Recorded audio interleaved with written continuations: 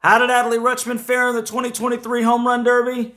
And before we talk about that, how have Baltimore Orioles of the past fared in America's favorite long ball showcase? Come hang out with me. Let's talk about it. Let's go O's!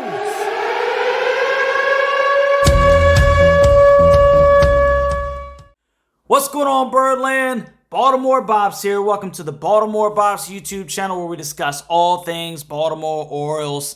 As you can see, we're under construction right now. Like I said, we're moving a lot of things around, trying to make this as professional of an ordeal as we can for all of my fellow Baltimore Orioles and celebrate the success and the direction of this team.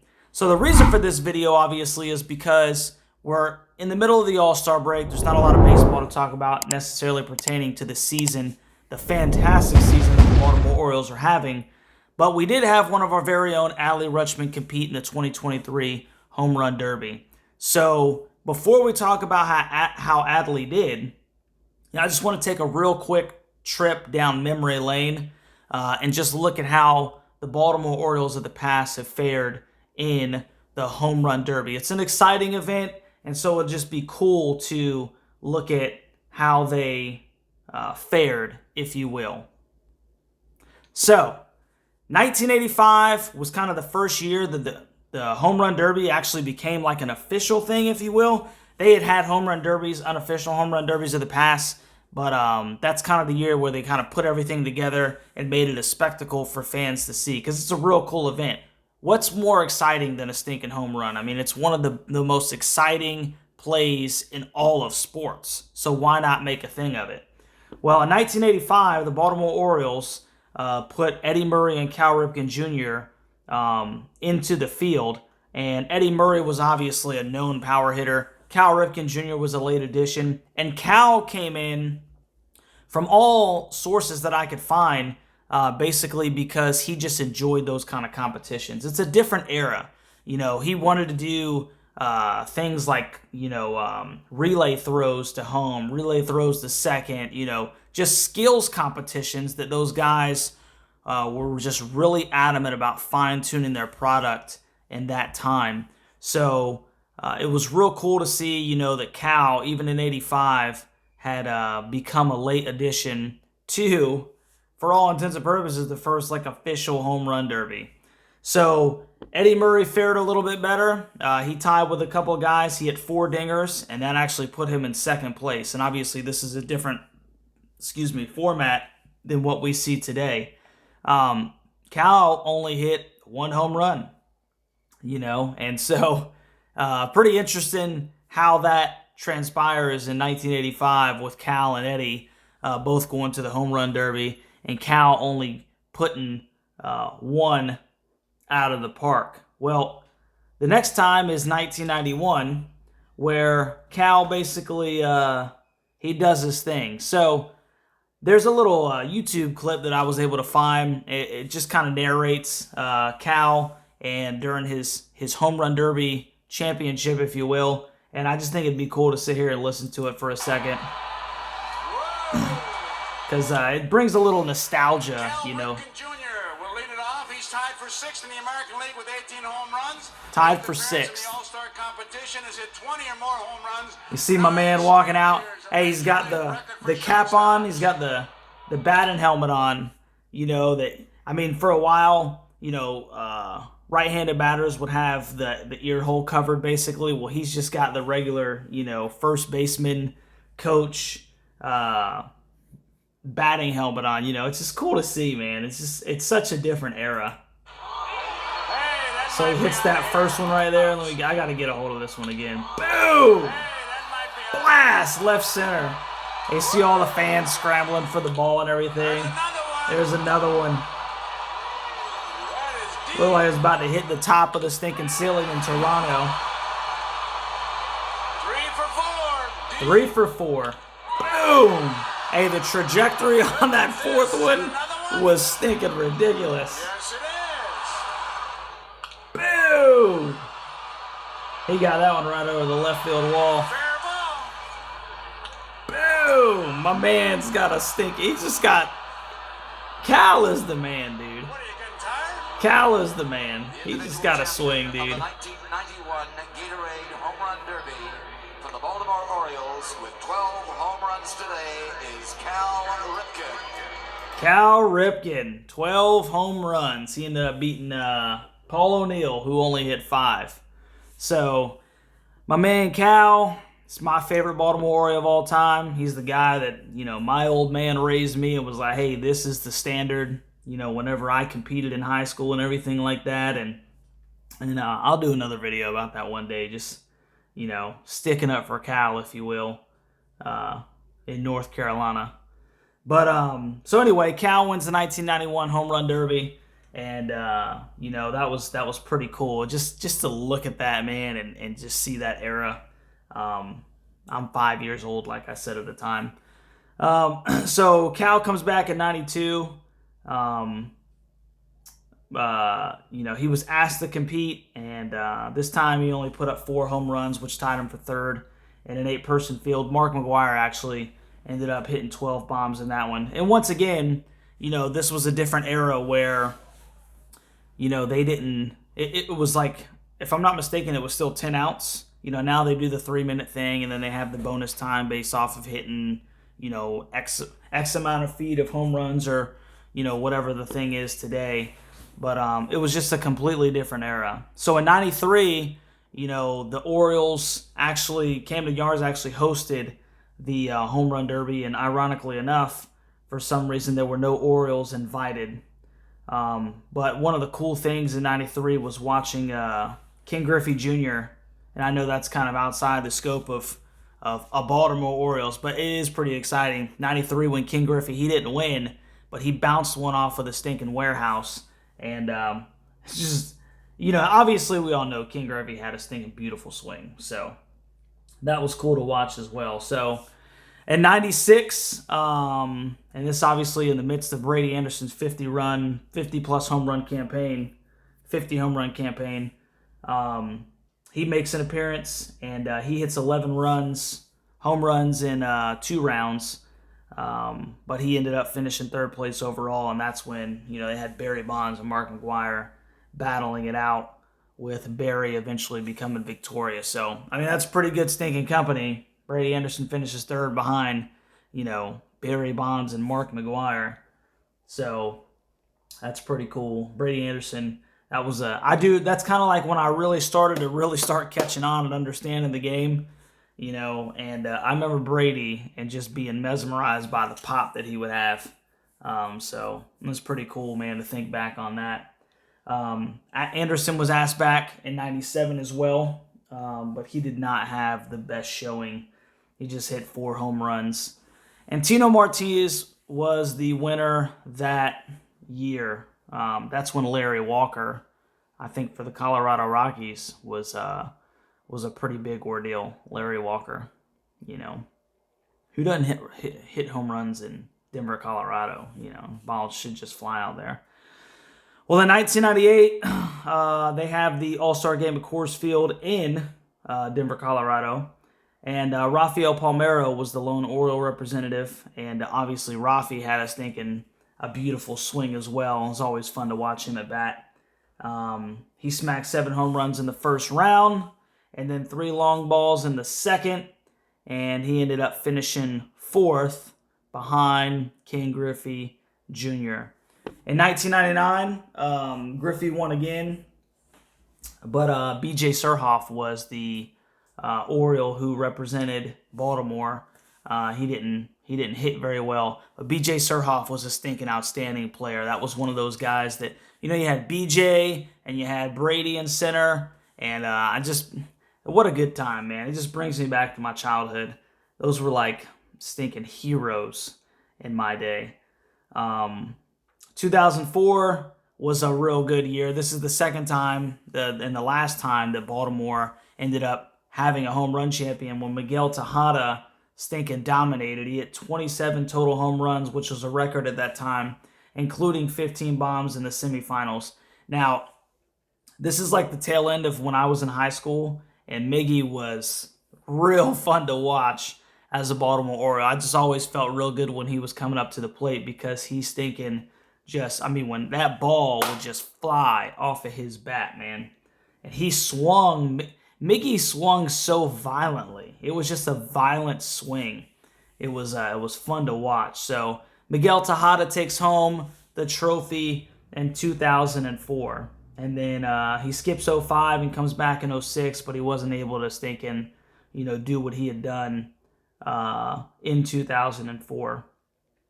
So 2013 is when another, this is kind of like my post-college, but I remember the season that Chris Davis was having, where it seemed like every time he swung the bat, he was making a ball disappear in outer space. My man Crush, whatever happened to stinking Crush? Because he had a stinking phenomenal season. He hit 53 home runs. He actually finished third in MVP voting, and he was also obviously in the home run derby. He finished with fourth with 12 home runs in a field of 8, and he wasn't able to bring home the trophy. But man, that was an exciting year for Crush Davis. 2014, Adam Jones took part in the competition, and he kind of barely made it through the 4th round. Everybody knows Adam had some pop in his bat too, but he ended up falling into the 2nd round with just 3 in the field of 10. And then in 2015, Manny Machado, before he went over, when he left Baltimore, he competed in an Orioles uniform. He had 12 home runs in the 1st round, but he was bested by somebody, Jock Peterson, who had 13 home runs. So Machado stinking, that's when we were all excited about my man Manny. Jock Peterson, who will go my second. man That's the most excitement I've Blast! seen. The most dramatic moment was how that finished. That was a bomb. Manny Machado hits his first Stinking bomb. 2015 home run derby. Stinking bomb. Blast! Oh, what a stinking swing. And Machado's got 2. Pretty swing. Pretty swing from Manny. So, that brings us to 2023. So, how did my man Adley do in 2023? Well, did he win? No. Did he get out of the 1st round? No, he did not. But Adley put on a stinking show. First and foremost, man, I thought it was a super cool moment, and I'm sure all of you feel the same way. Adley Rutschman's dad, it was the one throwing him, basically the BP balls for him to stinking smoke out into the vast array of, participants or the fans out there in the outfield. And it was a real cool moment. They hugged beforehand, and, who gets to be in a home run derby right down the street from your house and your dad is the one throwing you the pitches? That's just a special moment, man. I can only imagine. I thought it was real cool. My dad, basically coached all of my little league teams and everything like that. And he was with me when, as a rec ball player, we went to state. And, those are exciting because he was always there. He was a big part of who I am and just my development as a baseball player. And for Adley to have his dad throw him batting practice and, in the home run derby in front of, who knows how many people, it's just a super cool moment, man. And so that was really cool for him. So my man, what was cool is he started off from the left side, and when Adley swings, he swings extremely hard, and you can, boom! And his launch angle is stinking beautiful, man. So he hit the first 2, and then after that he kind of hit a couple of smokers that didn't clear the wall, but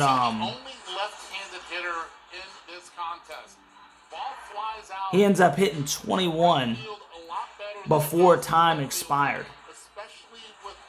There you go, smokes one. Bam! Like I said, man, his launch angle, and I'm not a left-handed batter, or I wasn't, but his launch angle is just, it just looks, everything off the bat, especially when he barrels it up, man, it is pretty to watch. He's got a beautiful swing, and especially from the left side of the plate. Boom! Good night, man. He said, I'm going to try to throw everything up and in. Up and in. Said his dad said he wants to throw it up and in so that he can stink and yank that ball down into the right field corner or right field seats. It's cool. They got a game plan. You know, I'm sure they all got a game plan, but his dad's been throwing him BP for who knows how long. Adley Rutschman, the 8th seed against the 1 seed, Luis Robert. And a really good start here at some ground ball. Bam! 105 with a 26-degree launch angle. 95 with a 31-degree. I don't think, that one didn't get out of there. Boom! 103 with a 44-degree launch angle. I mean, that's towering. Just stinking, towering. You can hear the crowd. 105 off the bat, 33rd-degree launch angle. Boom! Oh, 106. Get out of here. Right around where we've been with a minute and a half to go. And one more at 440 gets him another. So he takes his break with a minute 30. And, you know, it's cool. He gets a little bit of water. Stinking Austin Hayes comes up and chills with him. Hey, Felix Bautista comes over and wipes his face down. You know, he's like he's a small child. You know, he's just cleaning off his sweat and everything. And then you got Yennier Cano, who's also over there hanging out with him, and they're kind of just chit-chatting, you know. It's a pretty cool moment for all the O's to go over there, and they're definitely, you know, in Adley's corner. So he's about to get ready again. You saw so many of the All-Stars with their children here. And of course, has his dad here. it's packed, man. This went 4-4-5. Boom. 400 and his 7th home run, 445 feet. Boom! What's my man from Anchorman say? Whammy! Boom! Shoo! Oh, that thing went off the second deck. Little high, Dad. Get it down.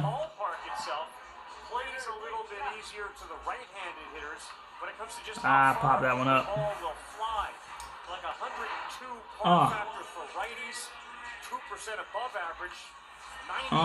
107 off the bat, 25-degree launch angle. Boom, 105, 29-degree launch angle. Just ripping them. Pop that one up. Yeah, and that's a good point. He says, look at the torque off of Adley's bat. I mean, he's getting his entire body. You know, hands are in tight, man. And the reason that his dad is getting it high and tight is so that he can use all that torque and just, I mean, use his whole body to get it out. I mean, it's really a beautiful thing. Boom! High and tight, and he stinking yanks it. Oh, 106, 35-degree launch angle. Second deck.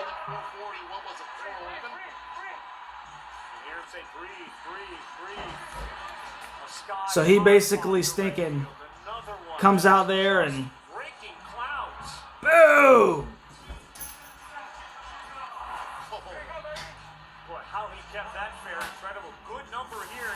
103 off the bat with a 32-degree launch angle. And he pops that last one up. So this is before he gets his bonus time. So 21, him and his dad, they hug right there, right in front of the plate. He's going to take him a little break and everything. But what's really cool is that in his bonus time, Adley decides, okay, now I'm going to hit from the right side. And for all intents and purposes, I think this is the first time that within a round, at least, that a batter chose to switch hit. You know, so he's been yanking him down right field and getting him out. Well, he's going to switch over in his bonus time maybe a little bit fresher. Who knows? And he's going to go from the right side of the plate. And he ends up putting on a show. He ends up putting on a show. So he's got 21. He's got 21 dingers right now. The face of one of the great franchises. His family, his mom's in the stands, his sister's in the stands. Rutschman will go from the right side. So now he's going from the right side. You can hear the applause from the fans, you know. What a show, man. Turns around. What a stinking show. Boom! That one was high, and he ripped it. I mean, that was like shoulder high, and he ripped that thing. Boom! Oh, fresh. Adley Rutschman knew Stinking something. fresh. Just hitting bombs. He's 6 for 6.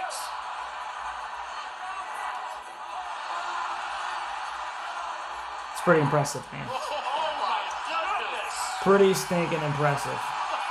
Adley Rutschman. So 30 seconds, he hit 7 bombs, you know, and that's from the right side. So he switch hits in the middle of the home run derby, you know. And unfortunately, as great of a show as he put on, the guy that he was thinking going against in that round, well, he just did one better, you know. And I think Adley, at the end of all the competitors, was like second or third, but he just happened to go against the first seed, and the first seed got him by 1. But hey, what a great, exciting first showing. And, you know, what a great opportunity for him and his family to all be there. And, you know, he says that that's the first ballpark that he ever went to, because obviously in Oregon, that's probably going to be the closest place. And so that was a real cool, exciting thing for not only Adley and his friends, but for Baltimore Orioles fans to sit there and watch him put on a show like that from both sides of the plate. And I'm hoping that, you know, obviously he gets invited again, because obviously he put on a show. And so, you know, we see the Orioles of the past, and we've seen the nostalgia of Cal Ripken, you know, with the batting helmet on that, you know, the first base coaches wear. He doesn't have the ear protection or the chin protector, the mouth protector that you see these days. It's just Cal and the regular bat and helmet. And then you see Miguel Tejada just has a real big 2004. And then hopefully you see one day, you know, Adley continue to be invited to this event, or maybe a couple of other Baltimore Orioles as well. So real exciting event. You know, it's just a good break for, if you will, the players, the coaches, the fans, you know, and to put on a skill show like that it's good for baseball. So the All-Star game is today. Be watching that, and we'll definitely be talking about how the O's competed in the 2023 All-Star game, and then we'll be looking to get right back into the second half of the season. So, like I said, like, share, subscribe, calling on all my Baltimore Orioles family. We are going to be doing it big. Like you said, you know, like I said earlier, everything's under construction. This is all going to be redone, if you will, and we're going to be putting together a real good product for the O's. So, like, share, subscribe, and I can't wait to talk about the All-Star game here in less than 24 hours. So, go O's.